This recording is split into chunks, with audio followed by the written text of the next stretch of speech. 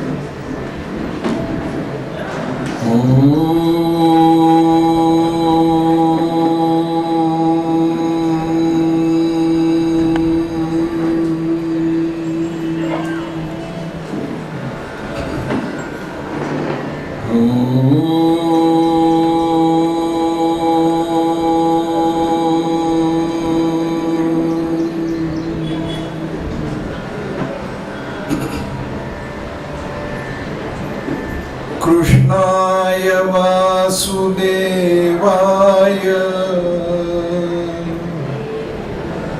हरये परमात्मने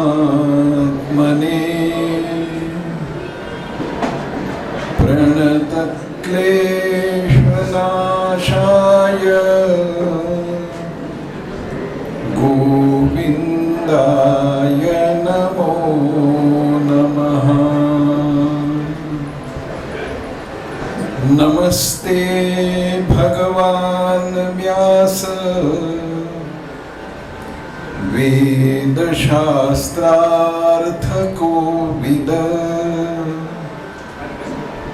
ब्रह्म विष्णु महेशानां मूर्ते सत्यवती स्तुत शुकरूप प्रबोधज्ञ सर्वशास्त्र विशारद एतत् कथा प्रकाशेन मदज्ञानं विनाशय चिन्तासन्तानहन्तारो यत्पादाम्बुजरेणवः स्वीयानां तां निजाचार्यां प्रणमामि पुनः पुनः। नारायणं नमस्कृत्य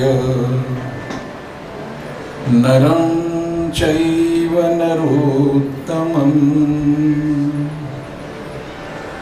देवीं सरस्वतीं व्यासं ततो जयमुदीरये। रत्नाकराधौतपदां हिमालयकिरीटिनीं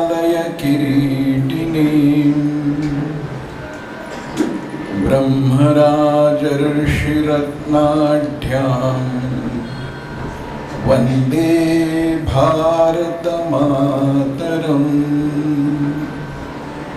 बोलिए द्वारकाधीश भगवान की जय, गोपाल कृष्ण भगवान की जय, बाके बिहारी लाल की जय, लाडली जू राधा रानी की जय।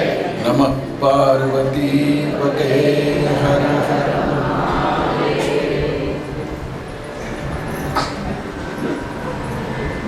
परम कृपाळू सद्गुरुदेव, माँ भारती, श्री द्वारकाधीश भगवान, श्री सिद्धेश्वर भगवान आणि आपणा सर्वांच्या अंतःकरणामध्ये चैतन्य रूपानं वसत असलेल्या परमेश्वराला हृदयपूर्वक प्रणिपात करून श्रीमद भागवत कथेच्या आजच्या चिंतनाला सुरुवात करतो आहोत।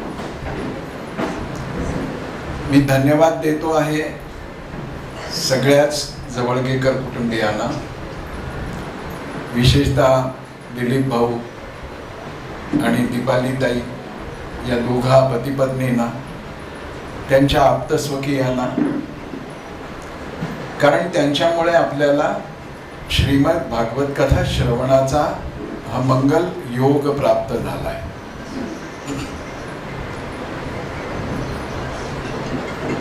अडचण तर येतेच, प्रपंच असो की परमार्थ असो। आज पाऊस का येऊ नये?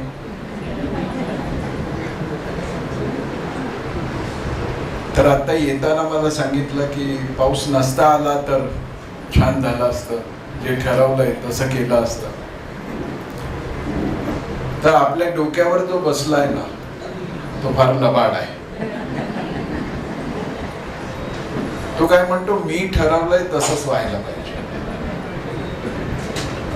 माझी कथा मला डोक्यावर घेतल्याशिवाय जर सुरू करणार असेल तर तुमचं डोकं ताळ्यावर आणणार।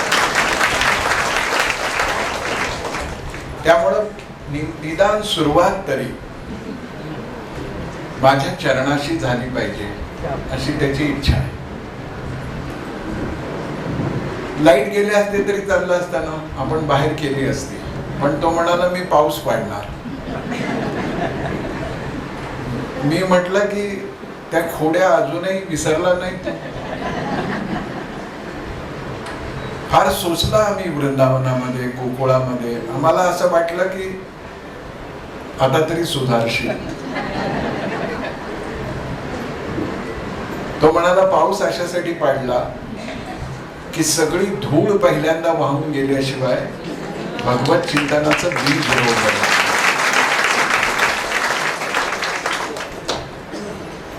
त्यामुळं आपण घर नवरात्राच्या आधी धुवून पुसून काढलं तर आपल्याला आनंद वाटतो, ती कटकट वाटत नाही। मग भगवंताने म्हटलं की माझं गुणगान गायलं जाणार आहे, अशा वेळी कुठेही मलिनता असता कामा नये, कुठेही धूळ असता कामा नये। थोडा दाह पण असतो, तोही शीतल झाला. आणि त्यामुळं तो म्हणाला की मी पाऊस पाडणार. मी म्हटलं पाड, तुझं आणि पावसाचं नातं जुनं आहे ते पण आम्हाला माहिती आहे. पण पहिल्या दिवशी पाऊस पडणं हा शास्त्रांनी शुभ शकून मानला गेला.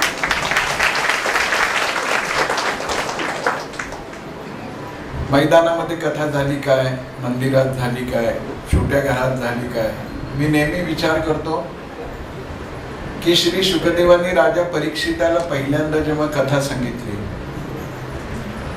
तेव्हा तर ना मंडप होता, ना सजावट होती, श्रोते सुद्धा निवडक होते, आणि तरी ती कथा अमर झाली. त्याचं कारण नट्टापट्टा किंवा थाटमाट आवडतो त्याला, पण त्यावर कथेचं यश नसून ऐकणाऱ्यांच्या आणि सांगणाऱ्यांच्या मनातली श्रद्धेची ज्योत किती प्रज्वलित आहे त्याच्यावर कथा यशस्वी होते.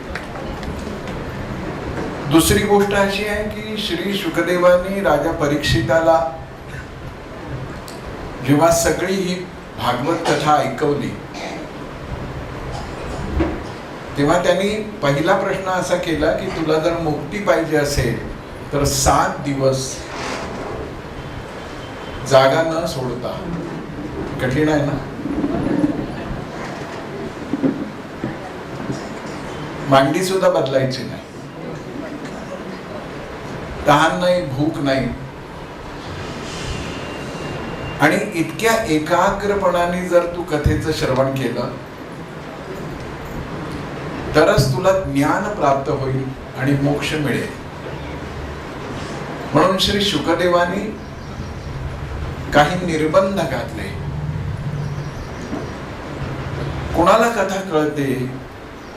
जिता सनो, जिता संग, जिता श्वासो, जितेंद्रिया. ज्याने आसनावरती विजय मिळवलेला आहे, ज्यांनी श्वासावरती विजय मिळवलेला आहे, ज्यांनी आसक्तीवरती विजय मिळवलेला आहे, आणि ज्यांनी इंद्रियांवर विजय मिळवलेला आहे, अशाला या भागवत कथेचं 100% फळ मिळतं. तर यातल्या काही गोष्टी तर आपल्याला कराव्या लागतील. त्यातली पहिली गोष्ट म्हणजे जिथे बसलोय, ज्या अवस्थेत बसलोय त्या अवस्थेत कथा संपेपर्यंत बसायचं. अवघडणार आहे. प्रपंचात इतके अवघडलो, कुरकुर केली का? नाही. प्रपंचात अवघडलो, प्रपंचही अवघडच आहे, पण त्याची आवड काही सुटत नसल्यामुळे ते बरं वाटतं आपल्याला. त्यामुळे जिथे आहोत, जसे आहोत तसं बसून राहायचं. थोडं उकडणार, थोडं उठावंसं वाटणार. आता फळ नको असेल तर उठायला हरकत नाही, पण आज आपण जिथे बसलोय तिथे कथा संपेपर्यंत बसणं हा पहिला संकेत आहे. जिता सनो, ज्याला आसन सिद्धी प्राप्त झालेली आहे त्यालाच ज्ञान मिळतं. कारण का ज्ञान म्हणजे एक पाय नाचवरे गोविंदा नाही आहे. एकदा हा पाय, एकदा तो पाय, एकदा ह्या पायावर हा पाय, एकदा जेवढं होईल तेवढं. याचा अर्थ शरीराला त्रास झाला आणि अगदी असह्य झालं तर मांडी बदलायला हरकत नाही, पण आपल्यामुळे इतरांना त्रास होऊ नये. जिथं श्वास हो. वर्तमानामध्ये मी त्याचा अर्थ असा घेतो की कथा ऐकता ऐकता काही श्रद्धाळू श्रोते इतके एकाग्र होतात की घोरायला लागतात. तर घोरणं श्वासावर नियंत्रण नसल्याचं लक्षण आहे. घोरायला सुद्धा इतक्या चतुराईनं आलं पाहिजे की आपण घोरतोय असं शेजारच्याला कळलं नाही पाहिजे. त्याला असं वाटलं पाहिजे तानपुरा वाचतोय. जिथं संगो, शेजारी बसलेला नवीन का ग साडी? भागवताला जुनी कोणी घालून येतं का? नवीन नाही, पण ना गेल्या आठवड्यातल्या लग्नात हीच घातली होती ना. जिथं साडी घालून आले हे काय कमी आहे का? पॅन्ट शर्ट घालून आले असते तर काय केलं असतं? वर्तमानातला अर्थ असा आहे की आपल्या शेजारी बसलेल्याने कपडे कोणते घातले, साडी कोणती घातली आहे, खूप दिवसांनी भेटलास, खूप दिवसांनी भेटलो म्हणजे उद्या भेटणार नाही आहोत की काय? कळलंय का आज रात्री काहीतरी होणार आहे? तर काहीच नाही. पाकिस्तानला कळलं नाही, आपल्याला कुठून कळेल रात्री काय होणार. जितेंद्रिय, इंद्रियांवर पण नियंत्रण. आता तहान लागली तर पाणी प्यायचं, पण वर्तमानामध्ये मी त्याचा अर्थ मर्यादित घेतो की आपलं भ्रमणध्वनी वाजू नये. पण ज्येष्ठ नागरिक चटकन लक्षात येत नाही की तो आवाज त्याचा कसा बंद करायचा, सायलेंटवर कसं ठेवायचं. तर त्याच्याप्रती एक युक्ती सांगतो ज्यामुळं परमार्थ घडेल तुमच्या हातून. मोबाईल घ्यायचा आणि माईककडे त्याचं तोंड करायचं, म्हणजे घरी बसून जो आपल्याला व्यत्यय आणतोय ना त्याच्या कानावर जर 4 शब्द पडले तर तो सुधारण्याची शक्यता आहे. त्याला ऐकवा का लाईव्ह, तर ते ऑडिओ लाईव्ह करून द्या. त्याला बंद करू नका, मिटायचा प्रयत्न करू नका, त्याने जास्त गोंधळ होतो. आणि आमच्या भगिनींना तर अशी सवय आहे, पर्समध्ये नेमका कोणत्या कप्प्यात मोबाईल ठेवला हे काही त्यांना. आता आपला नवरा गावात कुठे असेल हा पत्ता बरोबर सांगेल, पण आपला मोबाईल कोणत्या कप्प्यात आहे हे तिला सांगता येईल. जितेंद्रिय म्हणजे ते लेकरू आहे ना, ठेवलंय ना, असू द्या, घ्या, पण बोलण्यासाठी म्हणून उठून बाहेर जाऊ नका. ती घंटा वाजत राहते ना, आम्हाला वाटतं महापालिकेची कचरा गाडी चालली आहे का, असं करू नका. घ्या, ऐकवा. असं सगळं झाल्यानंतर भागवत आपल्याला कळायला लागतं. आणि मग आपल्या मनामध्ये प्रश्न येतो की 7 दिवस जर राजा परीक्षितांनी हे सगळे नियम पाळून कथेचं श्रवण केलं तर त्याला मुक्ती मिळणार. मग 7 दिवसांनी म्हणजे 25 तारखेला दुपारी आपल्याला मुक्ती वगैरे मिळणार आहे का? काळजी करू नका. कारण श्रीमद भागवत कथा मुक्ती म्हणजे काय हे शिकवणारं शास्त्र आहे. आपल्याला वाटतं मुक्ती म्हणजे मेल्यानंतर जे काही होतं ते मुक्ती आहे. तशी मुक्ती नाही आहे. भागवत इतक्या अंगाने आपल्याला वैदिक तत्वज्ञान सांगतं. आणि म्हणून हे जे नाव दिलेलं आहे जवळगेकर परिवाराने, श्रीमद भागवत कथा ज्ञान यज्ञ. यात गोष्टी नाही, खूप झाकी नाही, नाच नाही, नाचायला जागाही नाही. आपल्याला समजून घ्यायचं आहे यातलं मर्म काय आहे. वेद, उपनिषद, पुराण, ब्रह्मसूत्र आपल्याला काय सांगू इच्छितात. मी हिंदू आहे, सनातनी आहे एवढं म्हणून भागत नाही. मी सनातनी का आहे हे मला कळायचं असेल तर तत्वज्ञान कळावं लागतं.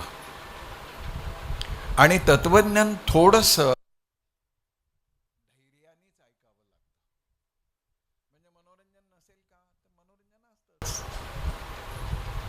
पण मनोरंजनासाठी कथा हा जो आता वर्तमानामध्ये भाव सगळीकडे पसरलेला आहे की त्यात तामझामच जास्त आहे, सूत्र कमी आहे. म्हणून हे नावच इतकं यथार्थ आहे की ज्ञान यज्ञ आहे. आणि ज्ञान यज्ञ आहे तर यात ज्ञान असणार आहे. तर ज्ञानामध्ये पहिला प्रश्न शास्त्राने आपल्याला विचारलेला आहे की आपण सारे कशासाठी जगतो. एकदम मौलिक प्रश्न आहे की आपण कशासाठी जगतो. सोपं साधं सरळ उत्तर आहे की सुखाची प्राप्ती व्हावी म्हणून जगतो. कुणाला दुःखाची व्हावी असं वाटत असेल तर हात वर करायला हरकत नाही. मी पुढच्या ठिकाणच्या कथेमध्ये नावासह त्यांचा उल्लेख करेन की असे एक वीर आहेत की ज्यांना सुख नको आहे. आम्हाला सुख पाहिजे आहे आणि सुखासाठीच आम्ही जगतो आहोत.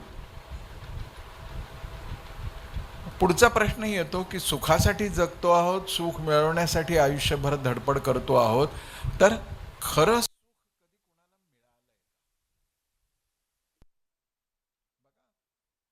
उलगडा होतोय या कथेचा. खूप शब्द पकडून ठेवू नका, पण त्यातला अर्थ नीट लक्षात ठेवला तर आपल्याला कळून जाईल की भागवत फार गोड आहे. आणि आपल्याला सगळं तत्वज्ञान ते इतकं लीलया समजावून सांगतं की आपल्या मनामधला, बुद्धीमधला, चित्तामधला अज्ञानाचा अंधार निघून जातो. कोणी छातीवर हात ठेवून असं म्हणतं का की हो मी एकदम 100% सुखी आहे? अपवादानी सुद्धा असं खरं बोलणार असेल तर हो आम्ही सुखी आहोत असं सुनेच्या आणि मुलाच्या धाकाने म्हणणार असू तर मग गोष्ट वेगळी आहे की हो सुखी, आम्हाला कळतं, चेहऱ्यावरनंच कळतं ना किती सुखी आहात. पण खरं जर कोणी सुखी आहे का असं विचारलं तर अनुभव असा आहे की पूर्ण सुखी कोणी नाही. जगी सर्व सुखी असा कोण आहे? समर्थाने उत्तरही देऊन टाकलंय, विचारी मना तुची शोधूनी पाय. मग आपण आत्तापर्यंत अर्थ काय घेतला की अरे विचार करणाऱ्या माझ्या मना तू हुडकून बघ कोणी सुखी आहे का? तर असं नाही आहे.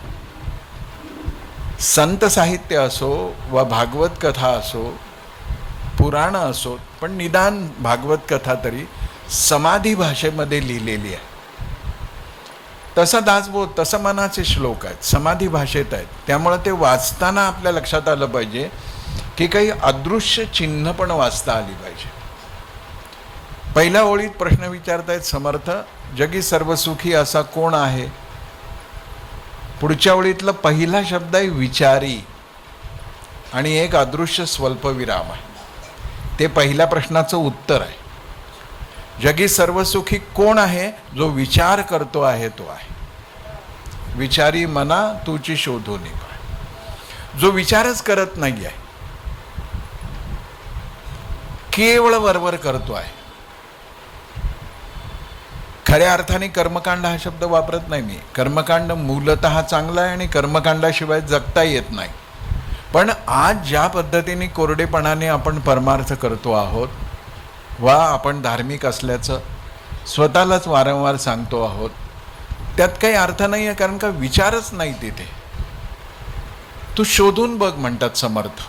जो विचार करतो आहे त्याला सगळ्यात सुख मिळालं.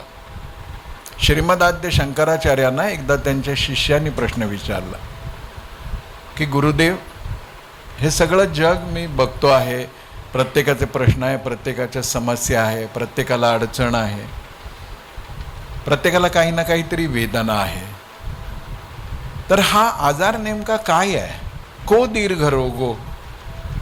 शिष्याने विचारलं. श्रीमदाद्य शंकराचार्यांनी उत्तर दिलं, भवएव साधो. हा संसारच एक मोठा आजार आहे. मग आता आजार आहे तर औषध पाहिजे ना. मग शिष्याने विचारलं, किम औषधम तत्र?